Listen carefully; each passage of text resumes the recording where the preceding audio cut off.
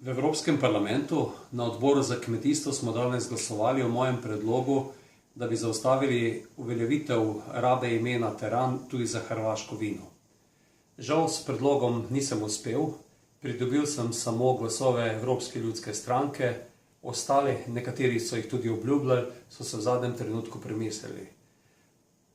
Premislili so se zato, ker so enostavno verjeli komisiji,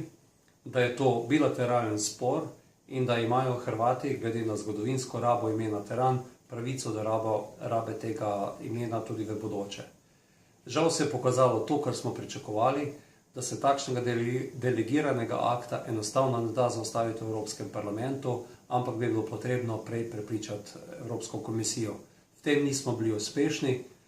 lahko se zgodi, da bomo res končali na sodišču in zelo zanimiv bo primer, ko bo na sodišču, in verjamem, da bo v tem primeru sodišče dalo prednost evropski zaščiti kmetijskih pridelkov, kar je eden od temeljev evropske kmetijske politike, in ne bo nasedlo tako imenovani lažni fake sorti, kar zagotovo teran je, ki je bil v preteklosti genetsko dokazan, da je identičen z slovenskim refoškom, iz katerega na Krasu pridelujejo ta pravi teran.